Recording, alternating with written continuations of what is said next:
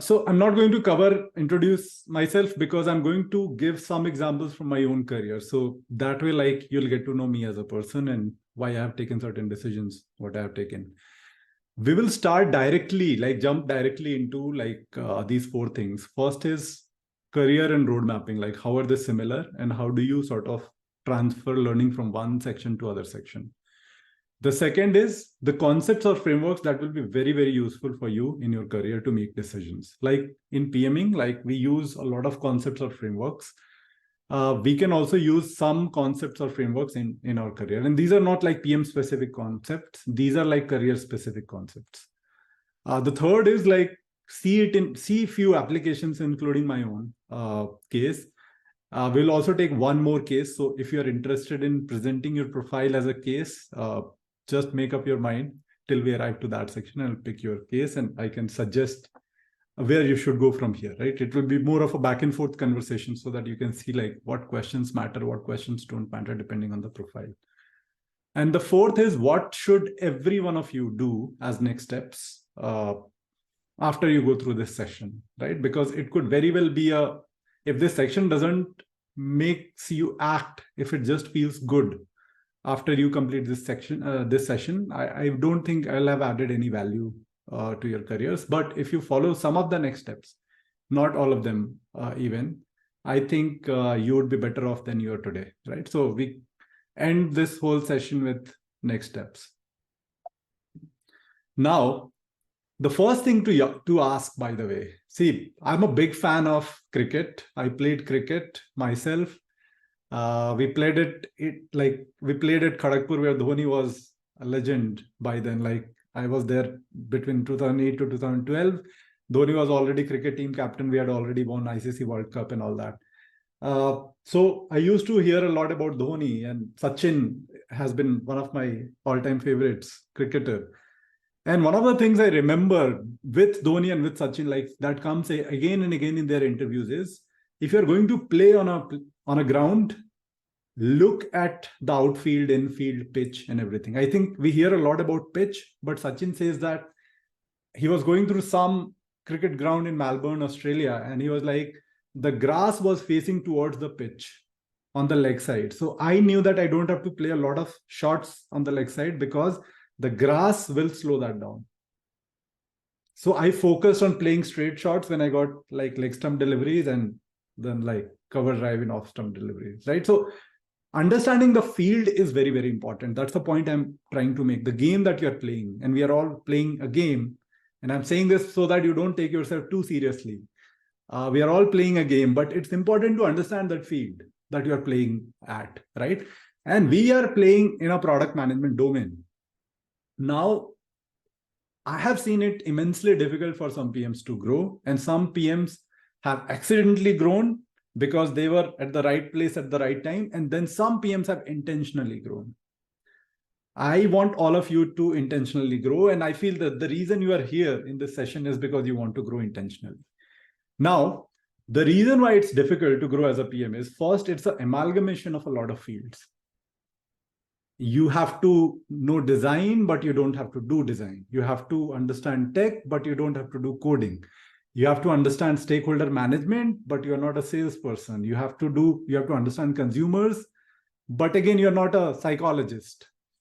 So you have to, it's an amalgamation of a lot of fields, and which is why like we eventually, like a lot of teams go to the lowest common denominator, which is manage the project, get things shipped, and get out of the way.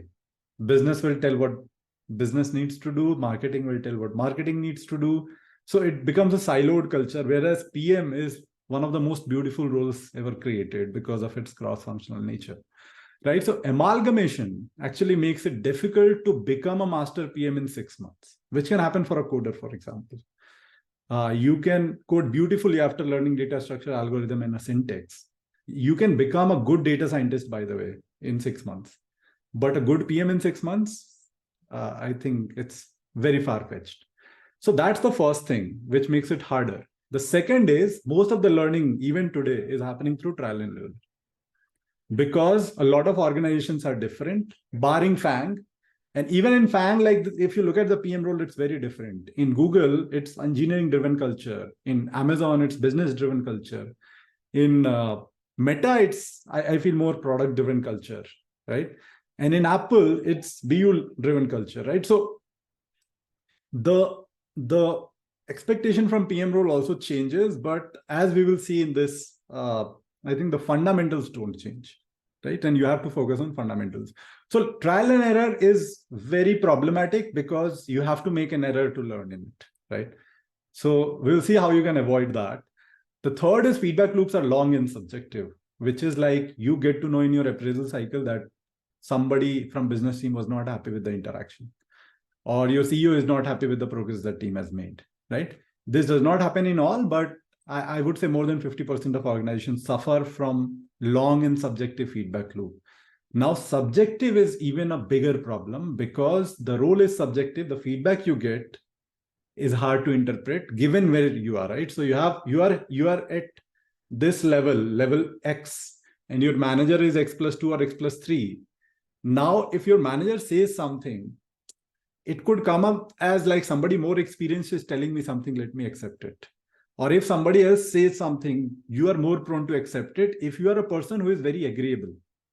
If you are not an agreeable person like me, I'm not a very agreeable person, right? I challenge every assumption. Like at least there are some cohort members who would vet that. Sometimes I'll just debate for the sake of understanding the counterpoint of view, right? So if you're not an agreeable person, that's also difficult because you'll not take feedback very quickly because it's subjective.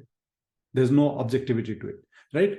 Now, all these problems like a lot of fields coming together, trial and error, feedback loops are long, they're subjective, makes it very difficult to move clearly in one direction. If you're a coder, everything changes. It's not amalgamation, it math, stats, and then some few things. You know what a good quality code versus bad quality code looks like. You know what latency is, you know what performance is and all that. Very quick feedback loop. Like every day, every hour when you ship code, you get that feedback through peers, through your own website performance and all that, right? You can make sense of that feedback and quickly improve. But PM is not like that, right? And which is why I felt it's very important to take a fundamentally different approach to build your PM career, rather than relying on the advice around engineering, development, and some of the like digital marketing, some of the more objective fields, right? Now let's go to like something that we all intuitively understand, roadmap, right? So my thesis is latch on to something which people already understand to explain something which they don't understand, right? And which is why I chose a roadmap, because building your career is a lot like building your roadmap, right? And a roadmap has 4 components. On the top sits mission or vision. And if you don't understand what mission and vision is, whether it's important, I would suggest you go and listen to this podcast. If somebody can share the link, by Lenny, where he interviewed the director of PM at Google, who beautifully explains mission and vision. But for the sake of this session, vision is basically how the world will look when you have made something happen. Mission is why you are trying to do that. For example, I'll give my example because I have built a lot of products. So the mission for upgrade, so vision for upgrade is basically a world where people are upskilling while doing their jobs and the cost is not too high, right? So it's easier on consumers to upskill and we have a more productive workforce.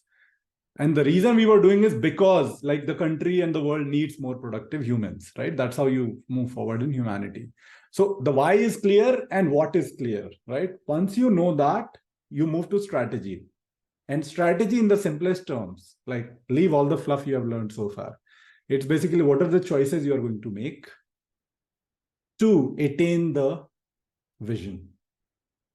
So your choices can't be different from vision. For example, if I want to make people more productive, I can't create courses which are very unproductive for people to learn, right? So the choices I make at every place, the costs can't be too high because cost is an important parameter and all that, right? So the choices you make in strategy should align with your vision and why you are doing it. Then you come to some goals that, okay, We will make these choices. Now, our goal is to reach 1,000 people who learn from us in the first year. That's the goal, right? Our goal is to attain an NPS of 4.5 or NPS of actually 90%, a CSAT of 4.5, and so on, so on and so forth. And then finally, you come to create a roadmap, which is what are the set of initiatives which will make us achieve the goal. For example, we have to set up a marketing team. We have to invest 100 crores in that marketing team, in marketing, not marketing team, in marketing. We have to build a product team. We have to build a product, so on and so forth, right? So these are set of initiatives. So this is basically, whenever you have to create a roadmap, this is a basic exercise we go through. Now,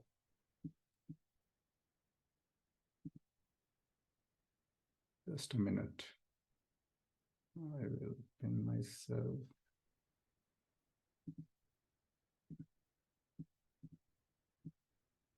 Now, your mission or vision, I think we have already covered this. What choices? What do you need to achieve? And what skills or experience do I need to know? So when it comes to career, think of it like this. You have to answer, what do you want to do with yourself? And why do you want to do that? Do you want to become a CEO? Why do you want to do that? Do you want to create larger impact in society? Why do you want to do that and in what form? That becomes your mission or vision for career, right? The strategy is what choices you make to achieve your mission. What is your right to win?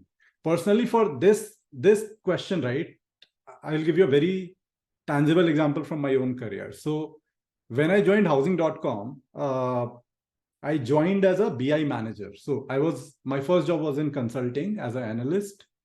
2 years into it, I joined housing.com, which had raised like $20 million, $3 million actually then. And then it raised 20 million after I joined. And I joined as a BI manager, business intelligence manager, because I knew data. 3 months into it, I realized that I'm not adding significant value to anyone. I'm just writing queries and all that. So what do? I go, I talk to, I see that, okay, who are the people who give me the most data requests and who are most troubled? And these are like product managers. So I go, I talk to product managers, and within a month, we have created this product analytics team, right? The product analytics team grows to like 15-member team in 2 years and so on and so forth. But the choices, right? Understanding that the choice you have made today does not tie to what you want to achieve. In my case, like that was learning and impact at that point of time. And it kept changing over the career, by the way. Like it does not have to be consistent. Your mission and vision will change as you understand the world, yourself, and your career better, right? The second choice was moving from product analytics to product management, because I think if there are some data analysts or people who have worked in data, they will relate to me when I say that data is a thankless job. But I will even go further and say that data is a thankless job, and it creates a secondary impact on the organizations, because you are not in the room or the table where decisions are being made. Now, that might not be true for every organization, but true for 90% of them, right? So I was like, if I want to learn more and create more impact, I have to be where the action was. And that made me to switch to PM role at Upgrad, right? So I moved from housing to Upgrad in a PM role. So choices you make, you have to constantly make those choices to achieve your mission or vision, right? And you also have to understand that the choices you are making are also in alignment with who you are. And most of the time they will be. See, if you honestly answer what you want to do, why you want to do, most of the time it comes from the fact that you are good at certain things and you see yourself contributing more as a member of society through those things, right? Then it's very easy to answer what choices do you have to make. And most of those choices will be in alignment with your strengths and weaknesses, right? The third is, what do you need to achieve in a 1 to 3 year horizon, which is goals. For example, getting to FAN so that you can see teams who are working at scale could be one such goal. And the fourth is, what are the gaps between you today and the person who is getting a job at FAN, and how do you feel that? That becomes a roadmap. So it's very simple, right? Something that we all intuitively understand and fits into our career. Now, let me dissect it further with some examples. For example, the most common examples of mission or vision could be knowledge, adventure, fame, power, money, human connection. A lot of people are like, I want to do good job, but I want to amplify my human connection by focusing on my family, my kids, my parents, my friends, and all that. And that's a good call. Like that's as good a call as like somebody saying that I will devote my entire life to a scientific pursuit, right? Uh, because success means different for different people. But anyway, we'll not philosophize. The second is strategy. Now, the biggest problem in strategy or choices is the lack of self-awareness. Like I said, your choices has to be in alignment with some of your strengths. If that does not happen, you would struggle a lot. You'll still succeed by sheer will, but it's just that you're going to struggle a lot. So you have to be self-aware, and we'll discuss how you can be more self-aware, right? The third is goals. Like while choosing goals, I think it's important to say that, okay, I am here in terms of my competencies, in terms of portfolio of my products and industries, and this is where I have to go. So that it becomes very quantifiable goal. A goal such as saying that I want to get a job at FANG, like it's very subjective goal. Like, what are you going to do with it? You're going to take some courses and just feel that you should go qualify for that job. That's a very wrong approach. I think ideally you should be aware of what sort of competencies is needed for a PM2, PM3 or SPM level at FANG, and see where you are, do at least that exercise, like work on some projects which are relevant to that, and then sort of try to make that move. It will be a much simpler and much easier move, right? And finally, like you identify those gaps, then create a roadmap for filling those gaps. As simple as that, right? So key thing is what motivates you. Where do you want to reach in like 10 years, 15 years, 20 years? Are you self-aware? What are your tools to become self-aware over time? And third is, do you know where you want to go and what is needed for that? And then where you are, you map the gaps and then finally figure that out, right? Simple. But simple things are the best things because they can be applied very, very quickly. Now, I made a point that the mission or vision is the hardest and most personal, which is why like I can't spend a lot of time in saying that this is a good mission, this is a good vision, right? But the only sort of litmus test for that would be, does it excite you?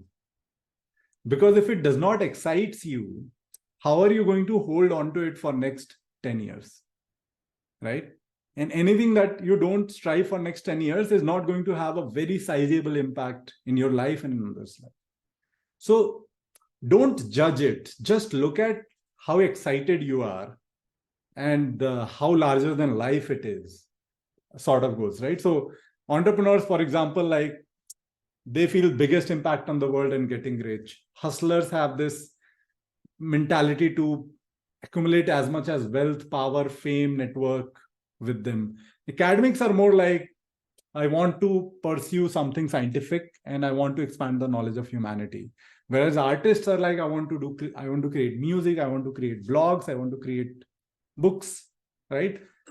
So depending on, see, all of these four goals are different, belong to different people, and actually help world move forward differently. So which is why I'm saying like, there's not much I can do to help you define your mission and vision unless in a one-on-one setting.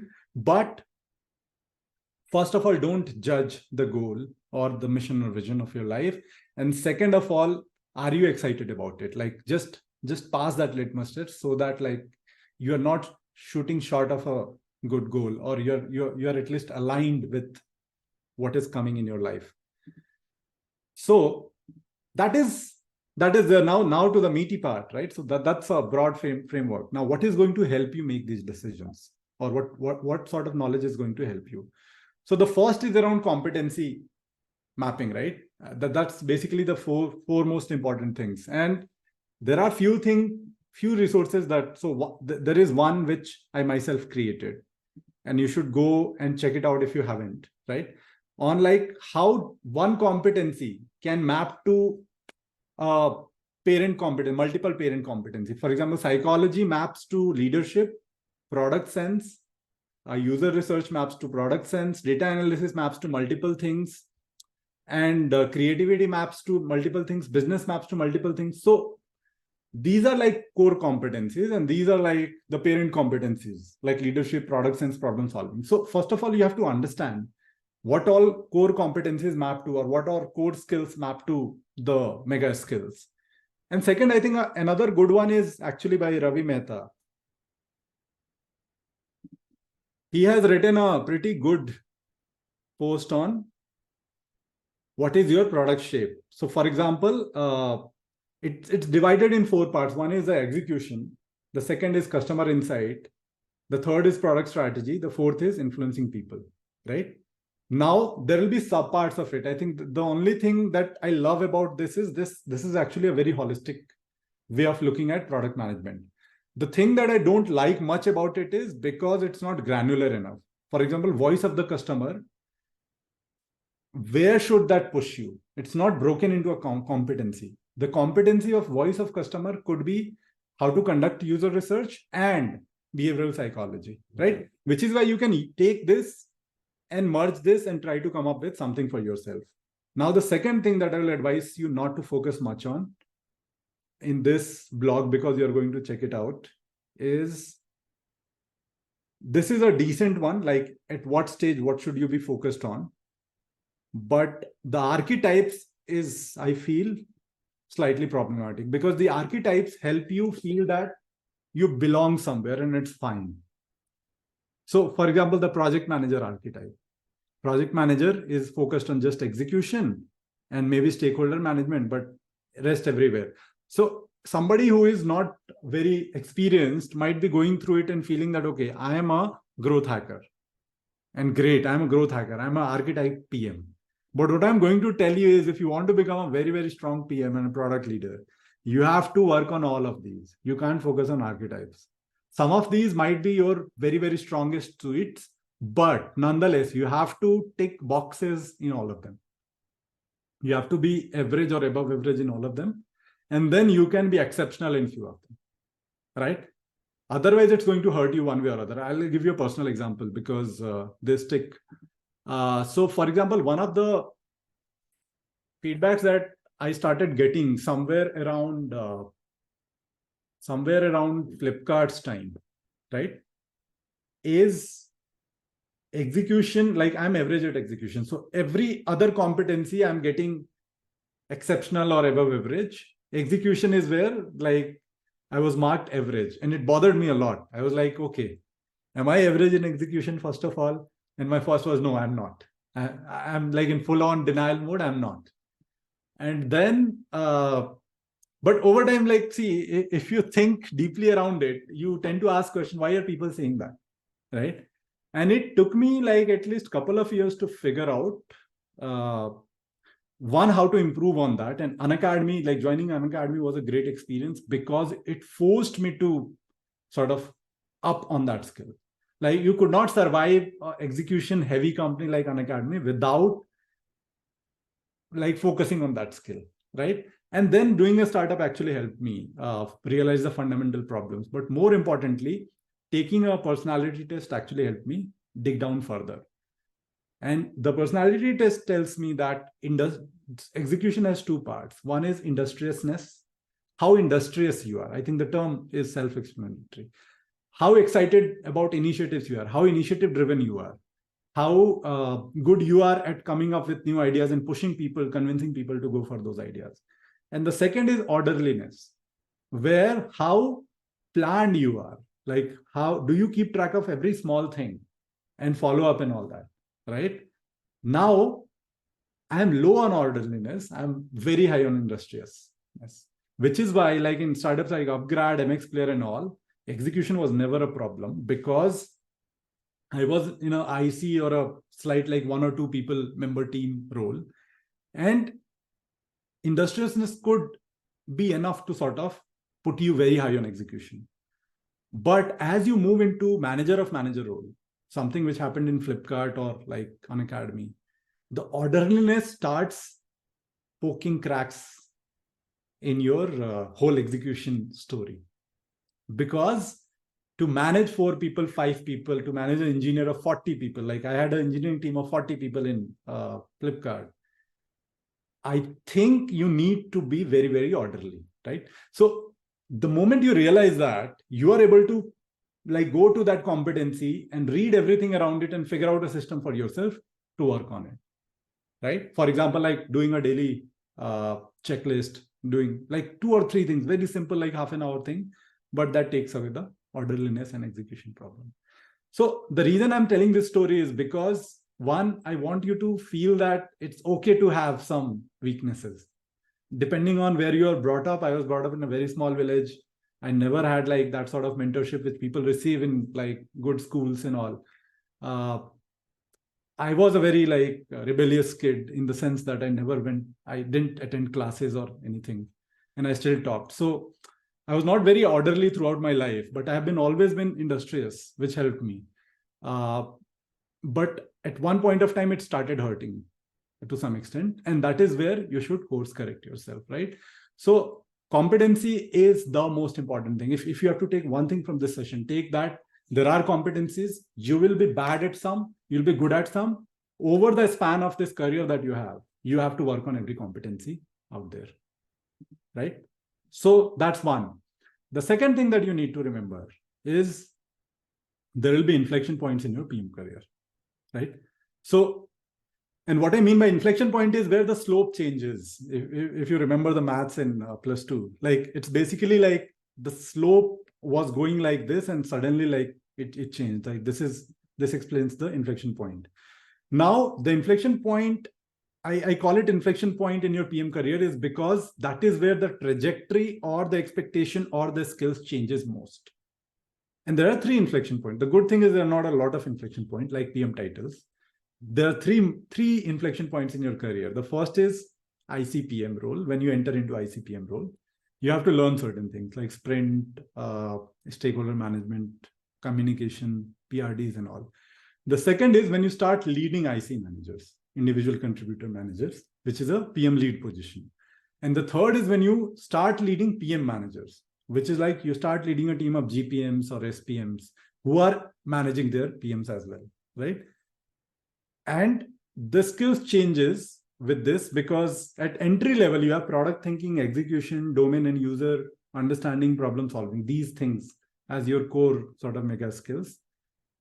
But when you move to lead position, managing people becomes a key trait because without managing people well, you can't attract the best talent in your team.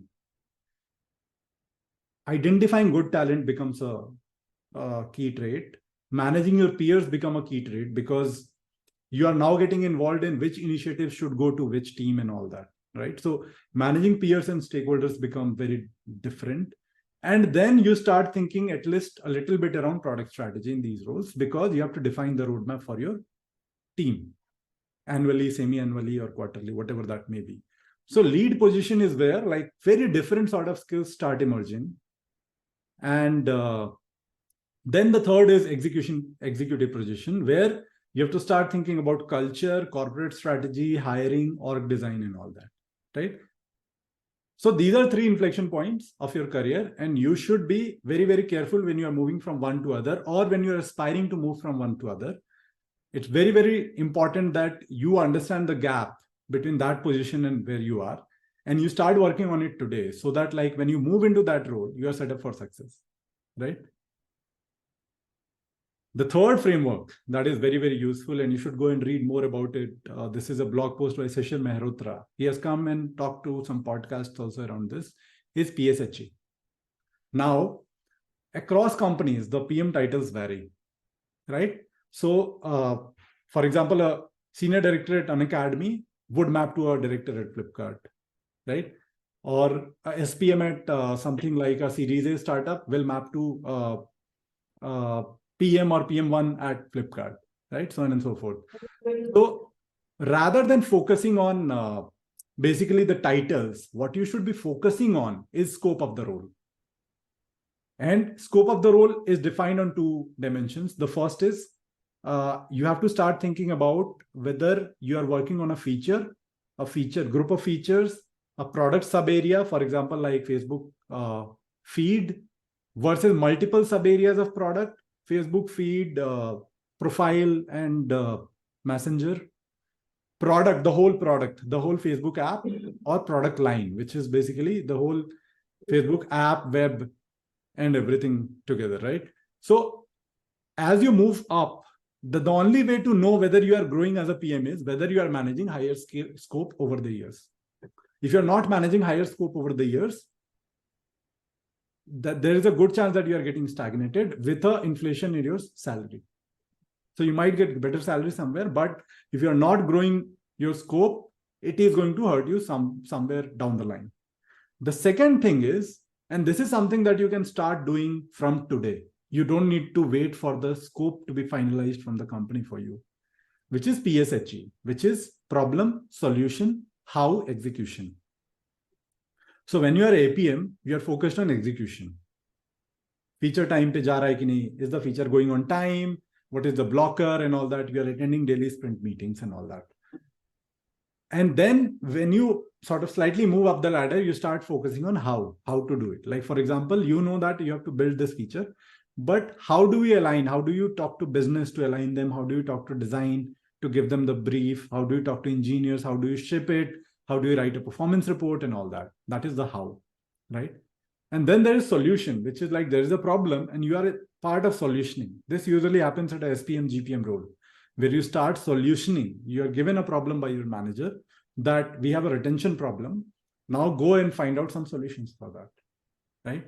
And the fourth one is finding the problem itself, right? Now, as you move up the ladder, at a director level, at least in most of the places, you're supposed to do all four, which is identify problems that the organization or the product is facing, then find solution for them, then find how you will get it done, then find execution, right? But even at a feature level, you can identify problems as a APM or PM. You can find solution for that. You can find how, and you can find execution, right?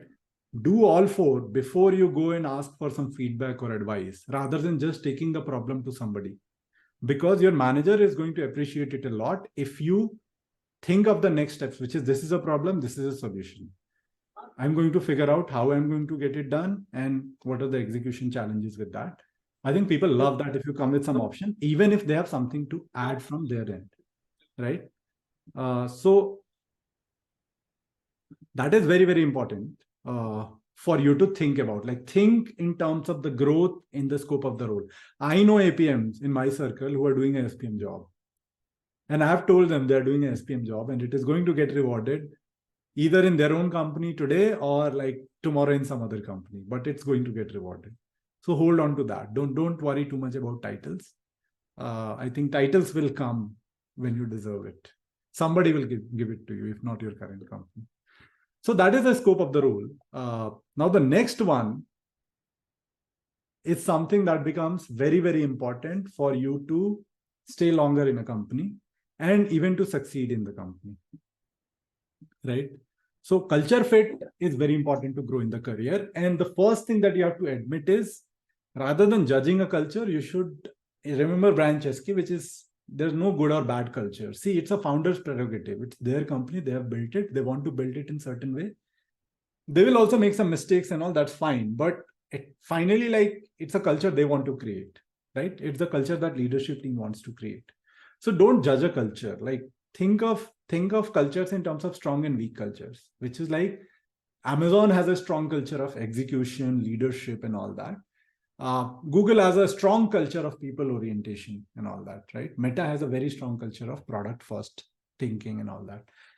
And then there are weak cultures, like cultures where there are no norms, like people just do something randomly.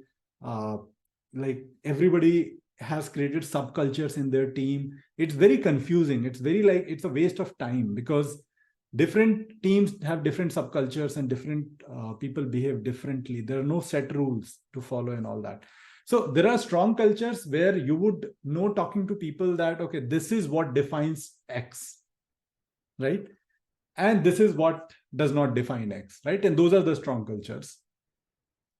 The weak culture is where, like, you'll see different stories from different people, but nothing that weaves those stories, right? So focus on that, like whether join a strong culture, first of all. The second is evaluate your fit, and your fit is a function of the people the mission, vision, values. You already understand mission, vision. You might ask, what are the values? For example, see, each of us has a value system, and so do companies. For example, do no evil was a value for Google for the longest time.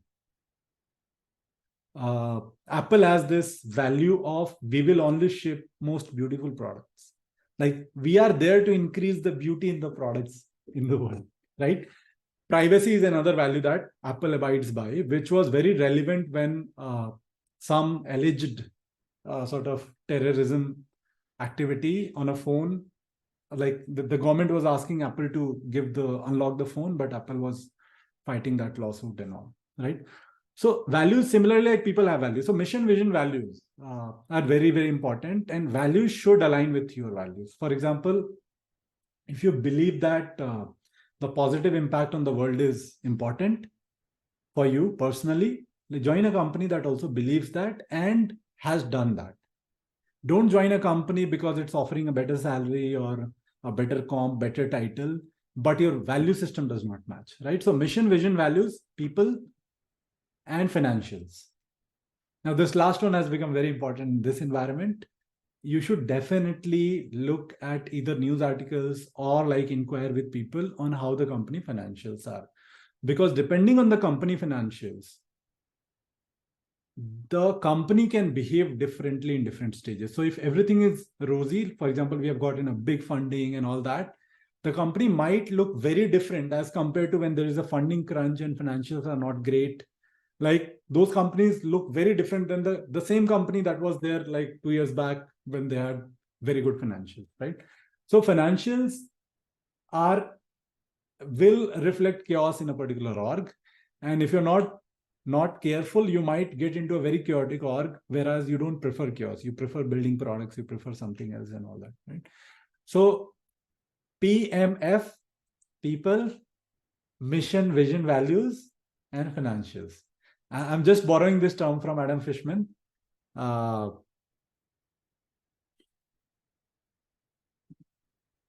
PMF, people, mission, and financials. Like, those three you should look at while evaluating a company. That's a framework. Now, let's come to the fourth one, which is very important, which is self-management. So I feel that competency and self-management, they reinforce each other. If you're not self-aware, if you're not managing yourself, you can know what you lack, but it's very hard to, in fact, I would say that you won't even know what you lack to the T, and you won't be able to correct it, right? So when it comes to self-management, the biggest problem that happens is your set of beliefs. So let me take this poll. So you have seen this, you might have seen this. This is from Shreyas, right? And he says that there is ambition and there is main focus, optics, execution, impact. And people who focus mainly on optics and ambition is high, they are politician, dynamo, owner, artisan, and all that, right? What I'm asking you is, which ones are important to succeed as a PM? Optics, execution, impact, ambition.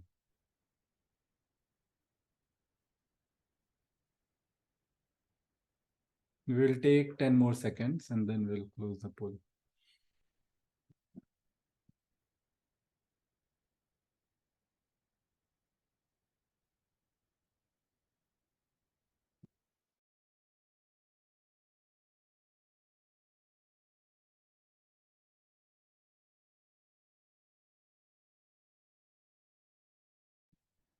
Okay, I'll end the poll and share the results with you. So 93% of you believe that impact plays an important role. While that's a good belief, it's not the only thing that matters, right? So you can create impact, but if the optics does not play well, I think you're going to get hurt in some way or other in your career, right? Execution is important to create impact, right? But sometimes you can create impact without sort of executing a lot. You can be like slightly average on execution, but create impact, right? So between execution and impact, If I have to pick, I would say like pick both, but if you have to pick one, pick impact, right? But be very, very like evaluate yourself. If you feel superior by saying that optics don't matter, or like I should not focus on optics because that's not who I am. I'm not a salesperson. I'm not selling myself. But the problem that happens with such a narrative is you feel good and it's not good for either you or the world. I'll explain how, right? So if you're managing a team, it's very important for you to promote the team if it is doing good work. So be honest, but manage optics, because you owe it to your team, right? So fight for them if you're not ready to fight for yourself.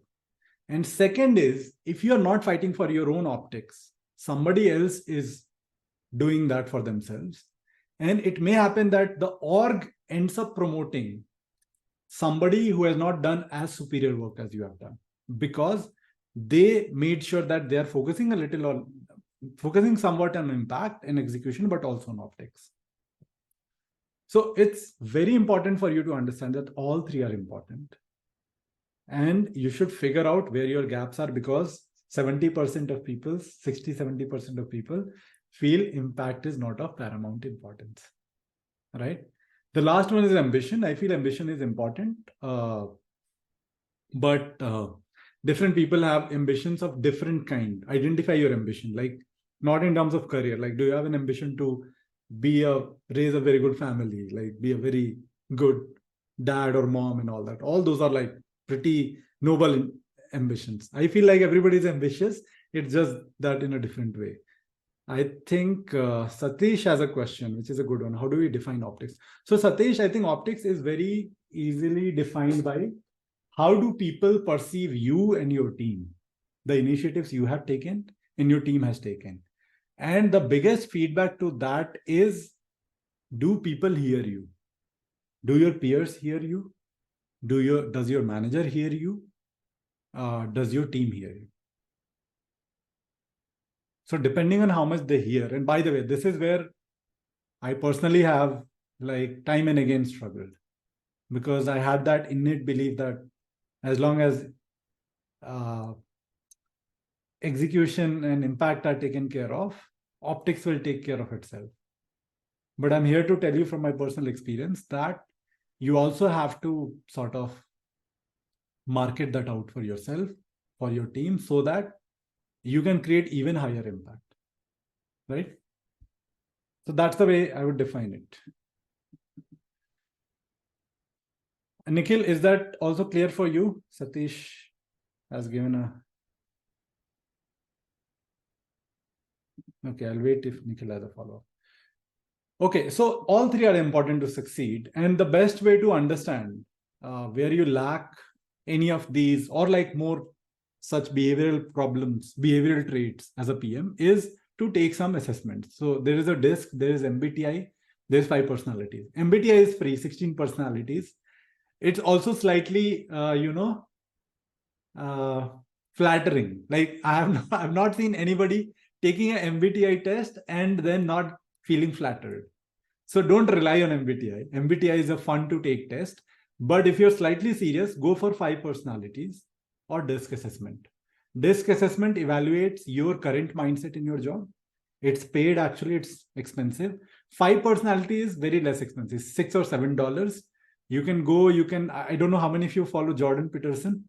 You can go to his website and you can take 5 personality test. And he does a beautiful assessment, which actually helped me figure out the execution problem, which helped me figure out few more problems that I was facing myself, right? So take these tests to help you assess your behavior. And then competency ka, I think you can assess based on the feedback of your manager, based on feedback of your peers.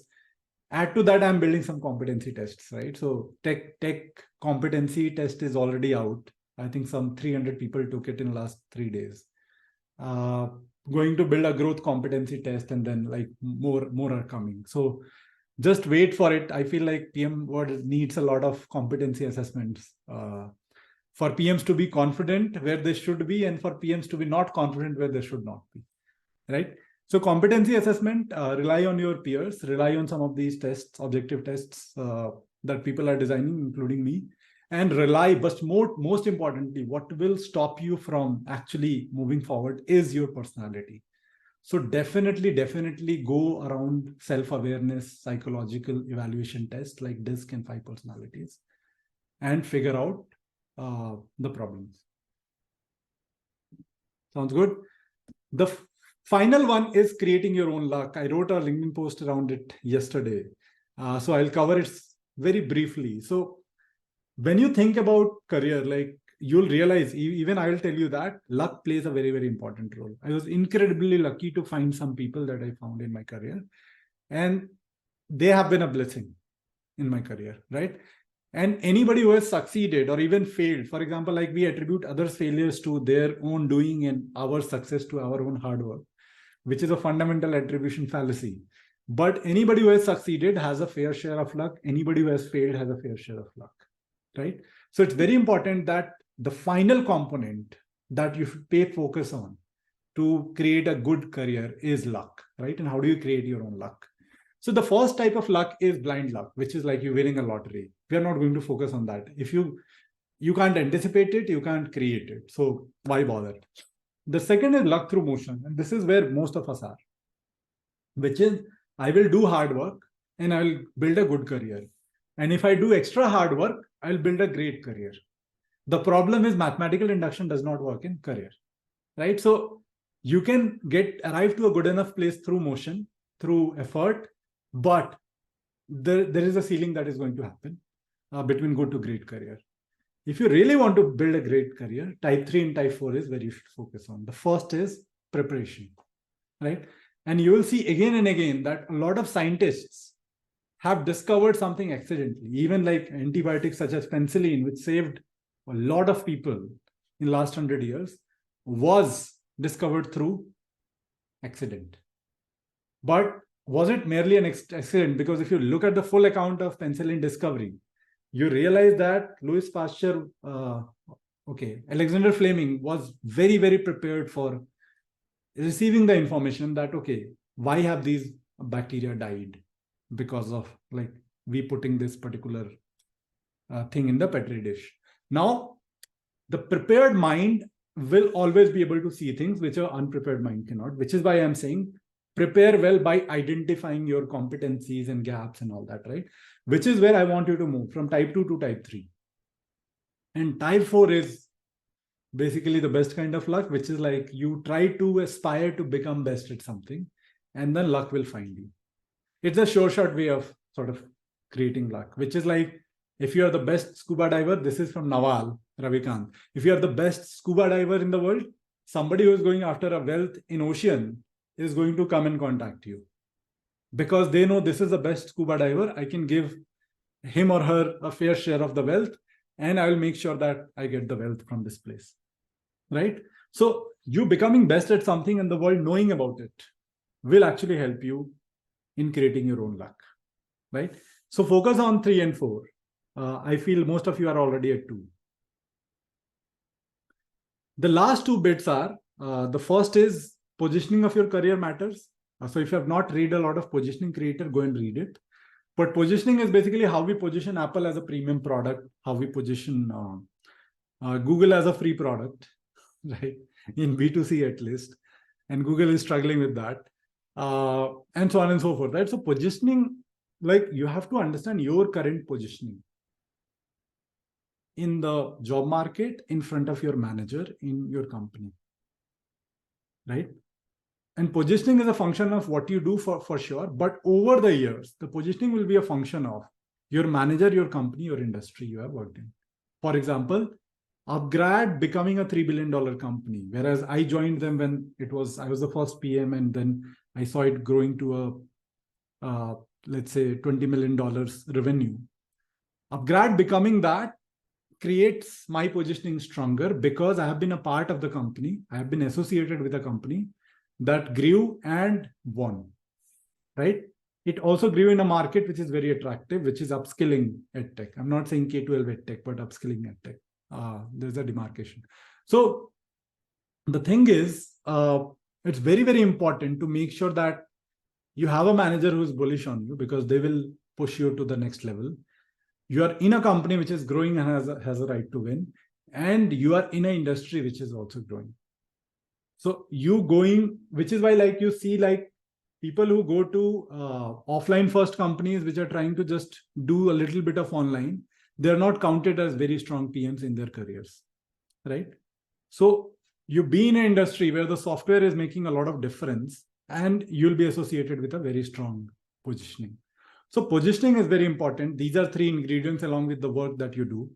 So make sure that you understand your current positioning and how you need to reposition yourself for tomorrow. And finally, this is very personal advice, so take it or leave it. The first 6 are actually applicable to all of you, which is like, when it comes to trade-offs, because they will come in career decisions, go after what compounds over time. Go for relationships, go for reputation, go for knowledge. Don't go for money, because that does not compound over time. Oh, that compounds, but at a 7% interest rate. But work relationships, reputation, knowledge, they can be a step jump in your career. So go after and save the ones which compound over time. I have, for example, at one instance, forego my bonus and told my manager before the bonus arrived in my, it was a significant chunk, before it arrived in my bank account, that I'm planning to leave this and I have an offer. So just don't give me the bonus, and distribute it among the rest of the team. That definitely saves relationships, right? Because that creates a mutual trust, which is hard to come by anything else. So go after something which compounds over time. You'll still make mistakes. I still have like some relationships which I felt I could have done better. You'll still do some mistakes around reputation and knowledge, but that's fine. Like, as long as you are shooting for the sky, you will land somewhere, right? So this would be all. Like, I will not summarize it. It's mostly like, know yourself, luck, PSHE. You have to expand consistently, improve your positioning, focus on what compounds. This is the summary. Now, if you have to look at application of these concepts, we'll take 10 more minutes to conclude this session. So thanks for staying. So if you're looking at your own, like, let's take a case study, right? Because I feel it will stick more if you see the application of some of the concepts that I'm talking about. So in my own career, I've been through Housing, Upgrad, MX Player, Flipkart, and Academy. And now I'm doing PM Curve. And if you look at the mission and vision, it has also changed over time. To start with, it was maximizing learning. And which is why you see me picking data products, growth products, AI/ML products, platform products. I did everything in the first 4 companies.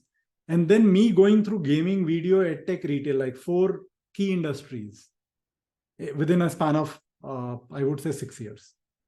Now, that definitely ties into one of the weaknesses that I've built in my career, which is people asking the question, can I rely upon this person to stay here for longer? Right? And that's something I have to honestly assess and answer for myself. Because the next thing I pick, I have to make sure that I stick there for 4 years, 5 years, 6 years.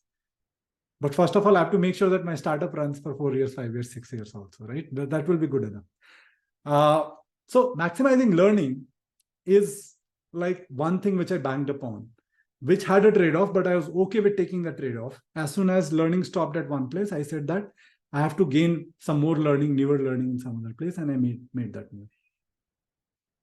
The second was financial freedom. So I come from a very, very like lower middle class background. So it was very important for me to gain that financial freedom. And that is what I optimized in my early years, right? But after 10 years of job, I realized that I think we all will attain some sort of financial freedom at some point in our life. And it's better to work on something that I love than waiting for years to do it, right? Now, this is a fundamental shift in the vision and mission and goals that I had, right? And which allowed me to pick up PM Curve and actually do it now. And the third thing that got added was impact, right? So initially I was more focused on learning, but if you ask me in the last 3-4 years, I've been hyper focused on impact. Can I solve novel problems at scale through product? And can I move the industry forward in some direction? And Tech Simplified book, Growth Catalyst, all of those are around moving the industry forward. Me picking conversational AI at Flipkart and then learning experience at Unacademy and all that have been solving novel problems through product, right? PM Curve is both, by the way. I'm trying to solve novel problems and I'm also trying to move industry forward. So that clarifies my mission and vision, right? Impact through products, moving the industry forward. And the strategy I picked for it is I have to gather and assimilate knowledge. I have to push the boundaries and build expertise. Building expertise is a choice which will impact both if I want to build better products and industry forward. And then gaps, expertise gaps, and then initiative. So PM Curve is an initiative, if you look at it, like it addresses both of the mission or vision, which is like, I can definitely build better product if I'm an expert at teaching product management and figuring out how you teach product sense, which does not have a global course, which does not have a single course across the globe. And it also helps move the industry forward, right? So PM Curve is an initiative that ties into both, but depending on the phase I am in, I could index on one or other more, right? I could, if I get into operator role, I would try to actually create impact through products and building a very good team rather than hyper focusing on moving the industry forward, right? And that's the way, like, if you think about your career, I think it will be very, very rewarding because my strategy, by the way, like one thing that I've not put, strategy has been creating my own luck, by the way.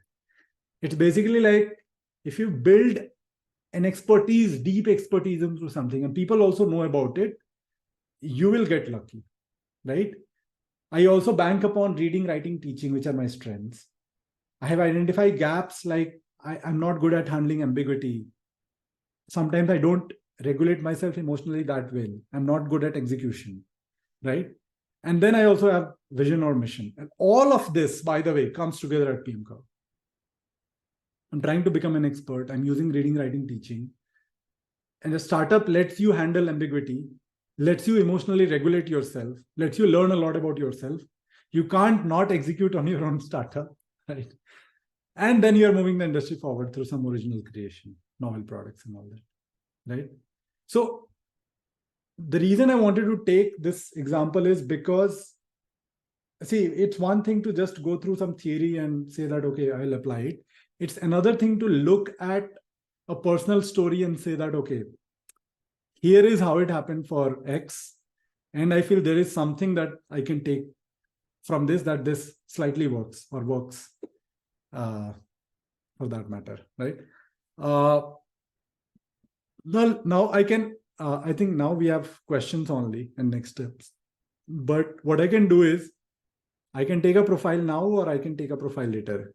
Does somebody wants to share their profile and we can discuss that profile? Yes, Bhavna. Hi, Deepak. Hey.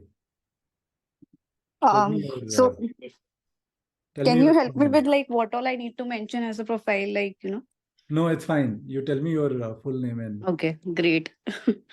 Bhavna Soni. Yeah, second one. okay, I know you. Sorry, I'm joking. Okay, Yeah. I got it. So I think Bhavna is a very strong contributor in PM community. Like she is working with women in product. She has worked with product folks, and she keeps sharing nuggets of wisdom. And she has been a member of like Tech Simplified, the only live cohort that happened. So I know her like since last 3-4 years. So I already know your profile, Bhavna. Now, if I'll just tell it for the sake of the group so that they can understand where Yeah. you're coming from, right? So if you look at Bhavna's profile, IIT Roorkee, BTech Architecture, and then she has been involved in like inter-IIT sports meet, which tells me that she is industrious because getting to inter-IIT, if you ask me, was not an easy feat. Design, which is like she has a creative side. So most of the things, by the way, most of the things you do in college and as a kid, possibly those are your strengths. Those are your natural inclinations. So one way to look at it is actually look at your childhood. I read like the whole library in my childhood. Like I was in a hostel and hostel had a small library. I read most of the books there. So as a child, you actually do things that interest you. So look where, who were you as a child, and which is what I'm trying to look. You have a creative side, architectural intern, okay. Event manager, okay. Program management. Okay, so far I can see that industrious person who also has some creativity and is interested in creativity and so on and so forth. And then you have been a designer, okay, that validates. Happiness officer. So you do tend to like think about more irrational things like emotions, happiness, and all that, right? I have a friend who does not think about it at all. He is in a PE firm, right? User researcher, again, psychology ties up. APM at YOLO, PM at Crejo. Crejo, I know, struggled because I know Vikas personally. Then you have been a community member, PM at Bhanju for last 2 years, right? And you're a product mentor. Now, what is your aspiration? So first thing, Mona, like that we have to answer is what is your mission and vision? And you don't need to share it here, right? Because it is a very personal question. But you have to answer it for yourself and vet with some people that you trust, right? So that's one thing. But let's go to more tactical thing. Let's take a goal. For example, suppose your goal is getting into a SPM role, right? Yeah. Now, getting into a SPM role at Bhanju or some other place means that you have to look at the competencies that you have and the competencies that you don't have. For example, depending on what you have done, you are good at user research, right? You are good at user understanding, empathy. You understand tech, that much I know.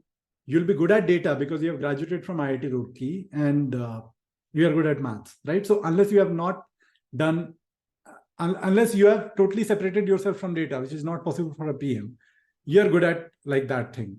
Add to that, you're open to learn, which is like why you are participating in all these events, right?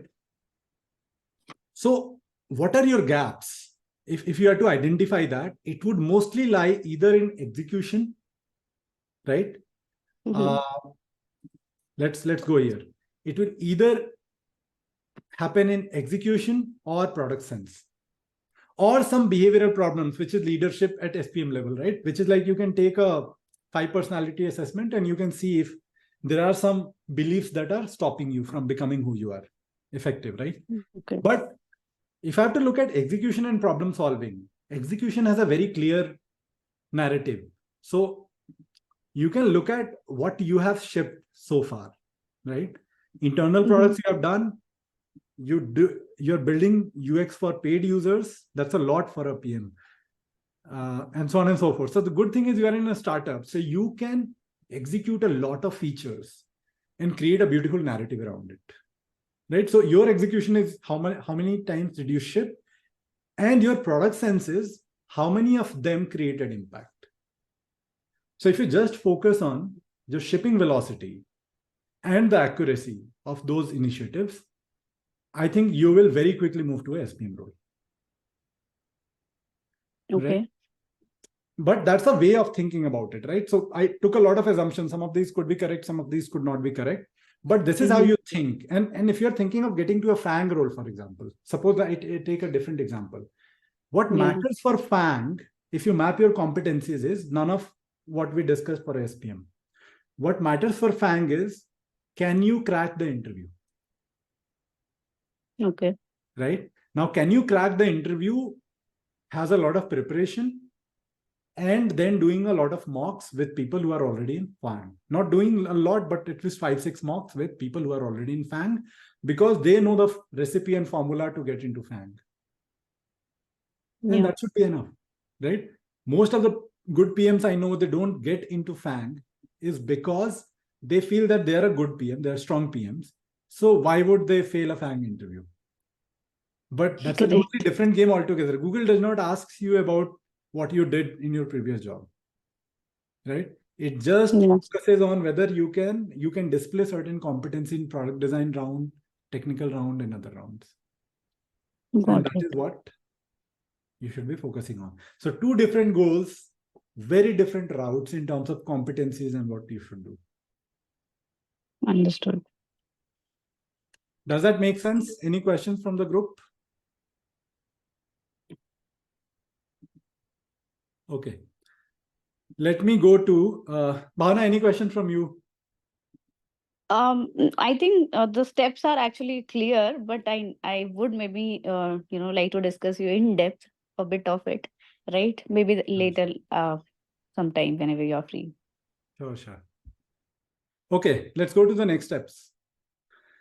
So the next steps is basically summarizing everything we have done. So first is like understand your current positioning, use personality test and feedbacks to uncover strength and weaknesses, write down what motivates you, what should be your mission and sort of vision, identify the competencies in the next role, preferably ask somebody who is already in that role, and then map your gaps, right? Look at how you can fill the gaps: books, courses, side projects, org projects, mentorship, like whatever helps, try to map that. And these are the most important, which we didn't discuss. The first is like do periodic assessments. Every 6 months, I try to write my own resume, even if I'm in the job or even if I'm doing a startup, because it helps me understand whether I have done something substantial in those 6 months or not. And finally, get regular feedback from your personal board of directors. Now, this is a concept that I use where I have consulted the same set of like 5 or 6 people since last 10 years. So they know me in and out. They know my strengths. They know my weaknesses. One of them, when I was trying to do a startup 3 years back, 5 years back, told me that you should not do a startup. And he's a like serial entrepreneur, build like companies worth like $500 million and all. He's like, don't do a startup, write a book. And I wrote a book, right? And then this time he's like, yeah, do a startup. So I did a startup. So your personal board of directors, I think, will be your friends, your peers, people you respect immensely, and people whose judgment you trust, right? Like, even if you have 2 of them, 1 of them, 3 of them, 4 of them, try to sort of get in a continuous conversation with them every 6 months, 3 months, and try to seek their feedback. They will help you most with making the right decisions. See, your manager might have an incentive from organization to do what's good for the organization, and they should do it like that. But these people will only have the incentive to push you further because they want what's good for you. So start doing that.